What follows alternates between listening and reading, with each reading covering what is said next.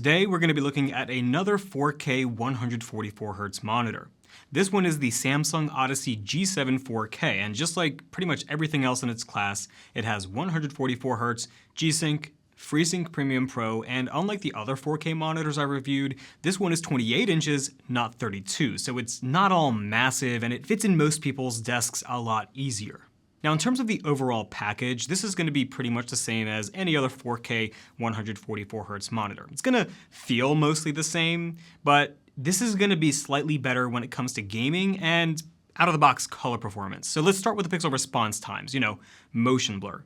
So this one actually surprised me because usually when I test certain monitors in a certain class, they usually all perform about the same, but Samsung did some really good tuning with the overdrives and the pixel response times to where the lowest overdrive setting produces pretty much better results than any of the other monitors with higher overdrive settings. It's really good, and when I was panning with my eye with the UFO, I couldn't actually notice any kind of actual ghosting. Sure, the image was a little blurry, but that's to be expected, but there's no actual ghosting, which is really good.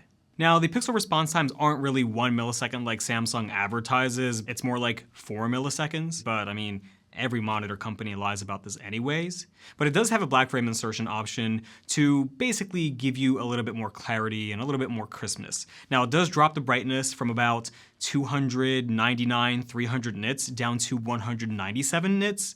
But 197 nits is still plenty bright for most people, and if you don't get bothered by the backlight strobing technology doing the little strobing thing, then this is worth using for that extra clarity.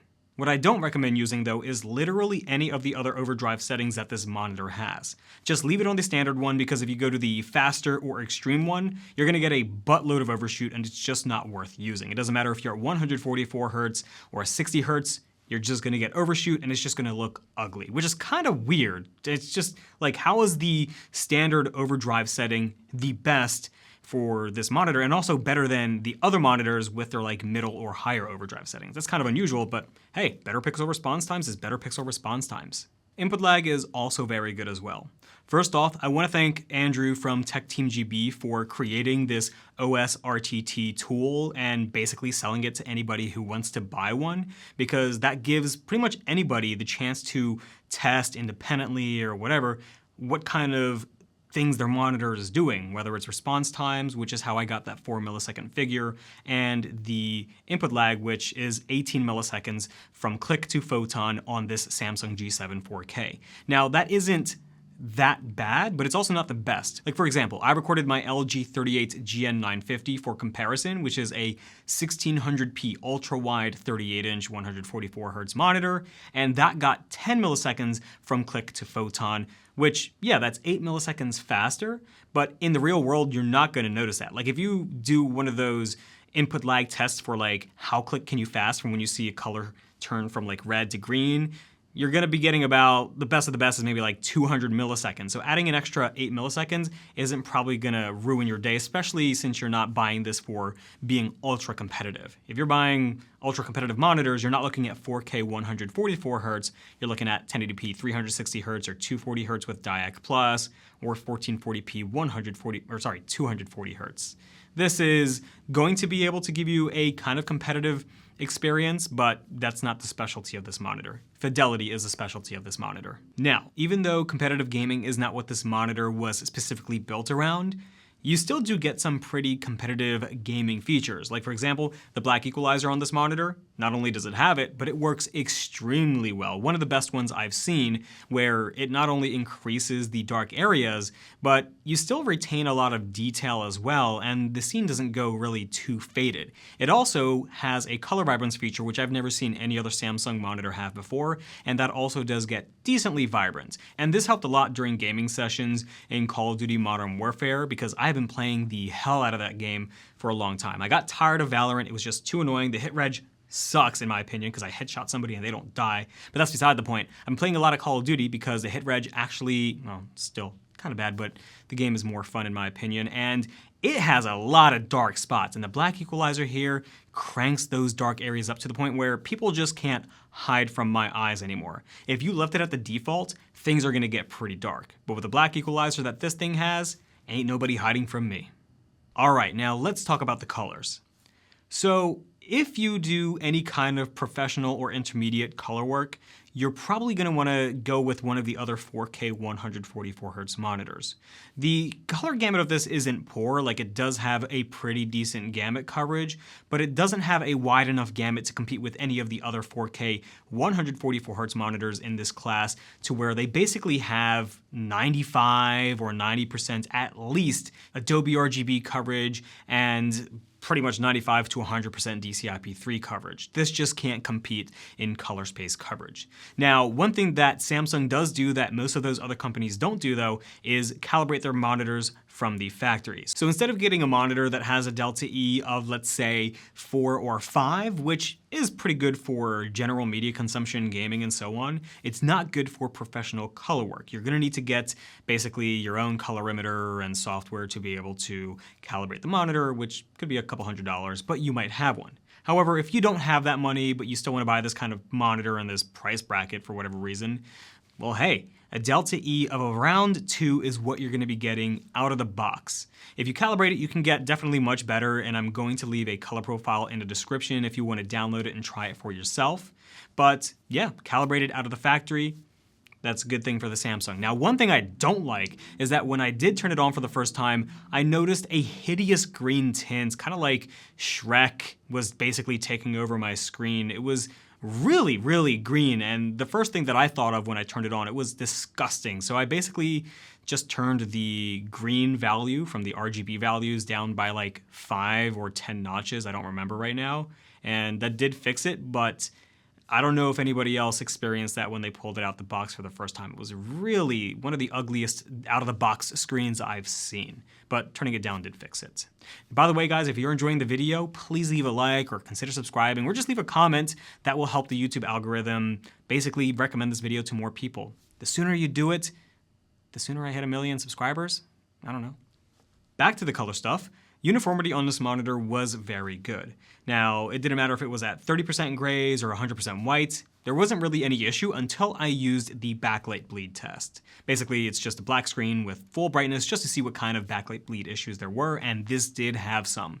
On the left side and the top left corner of the screen, there was some backlight bleed and a little bit of clouding, so I don't know if that had to do with some kind of shipping damage, but regardless, this did have it. Brightness is pretty good, as I mentioned earlier. It's about 300 nits and about 200 nits with black frame insertion. So it's not like the brightest monitor in the world. And as long as you have like curtains like I do, like these things with which they're mostly blackout curtains, you'll have zero issues at like 50% brightness. If you have some sunlight coming in your room, you might have a little bit issue at 100% brightness, but that's like if you have a lot of sunlight blaring in your room. And contrast was pretty much as advertised, 1001, which isn't anything fantastic or bad, it's just average. Now I want to quickly touch up on something before I move on, because I know I'm going to get a lot of questions like I do with any other monitor I skip on this part. I'm going to just talk about the HDR real quick.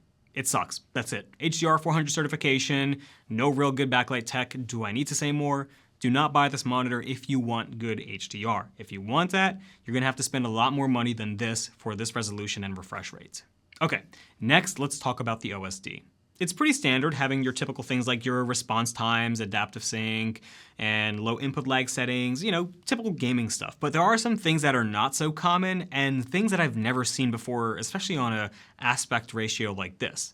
Number one, you get to choose your refresh rate within the OSD. Now, I've seen that before, but not many monitors have this. It is very underrated. I wish more monitors had this. Number two is this weird kind of forcing ultra-wide aspect ratio. It's called ultra-wide game view, and if you turn that on, it basically turns your monitor into an ultra-wide by just giving you black bars on the top and bottom. Kind of like going 4x3 in Counter-Strike, just because you think you're going to do better, because you might, but it just takes black bars and put them on the side, except it's this way, not this way. I don't know why you would use this. It would basically make the monitor feel smaller, but I don't know, it's there. And the last thing is your virtual aim point, which is just a crosshair. Then you've got your other stuff like your picture modes, which lets you select whatever color profile you want to be on. Brightness, contrast, sharpness, color, that's pretty much it. And lastly, PIP, or picture-in-picture, which I think is very nice to have. Picture-by-picture on a 16:9 monitor is pretty weird, and I've seen that before, but picture-in-picture is much more useful. This basically just allows you to have another smaller window within the monitor, like from another source. Like let's say you're playing your PlayStation and you want to watch a YouTube tutorial on like the bottom left or right corner or whatever, you can do that with this monitor, or vice versa. Now in terms of the monitor itself, it does have full ranges of motion, having tilt, height, swivel, and pivot. It has a VESA mounting plate in the box, so you can basically mount this to a monitor arm or stand. And for I/O, it has two HDMI 2.1 ports. So let's say you have an Xbox Series X and a PS5. You don't need to share one port. You could just plug one in to each port and basically saves you time. You also have a DisplayPort 1.4 port, a headphone jack, and a USB 3.0 hub. So in conclusion, is this worth $800 and should you get one? Yeah, I think you should get one as long as you don't care about doing professional color work. Now, I suspect that a lot of people that are buying these kinds of monitors don't really care too much about professional color work. I could be totally wrong, because I feel like if you really care that much about intermediate and professional level color work, you might want to buy a monitor specific to that, especially if like this is one of your main income sources. But yeah, I mean, it does pretty good, all right, for color, but everything else it does great. When it comes to gaming, this is probably one of the best, if not the best in its class. It definitely has the best standard pixel response times compared to anything I've seen so far. It's just that those other ones are better for media creation. Like we're talking literal, intermediate, or pro level color work. If you're just doing basic YouTube videos, then it really doesn't matter. But yeah, if you're in the market for this kind of monitor and this is kind of the spec you're looking for, then I say go for it, because it's $800, which is the cheapest 4K 144Hz monitor that you can buy, at least from what I see, and it performs the best for gaming, which is what I see most people buying these kinds of monitors for. So yeah, I hope you guys enjoyed the video. Please leave a like if you liked it, leave a dislike if you disliked it, comment your comments in the comments section about your comments. And consider subscribing? No, consider subscribing, because I want to see a higher sub count. And as always, have a great day every day. Peace.